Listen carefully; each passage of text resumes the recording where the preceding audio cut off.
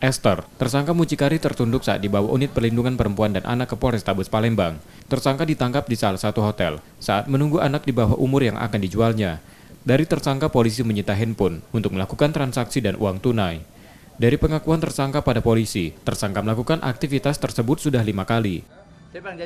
Seorang tersangka sebagai mucikari yang memperjualkan orang kepada lelaki hidung belang, ya, diawali dengan media sosial, setting di media sosial, kemudian kopi darat, bertemu dan terjadilah transaksi. Untuk korban sendiri sudah berapa banyak Bang yang dilakukan oleh pelaku? Ya, untuk korban sudah beberapa kali dan ini terus kami dalami kaitannya dengan perdagangan lebih mendalam lagi. Polisi masih mendalami kasus tersebut dengan memeriksa tersangka karena diduga masih ada korban lain dari aktivitas tersangka.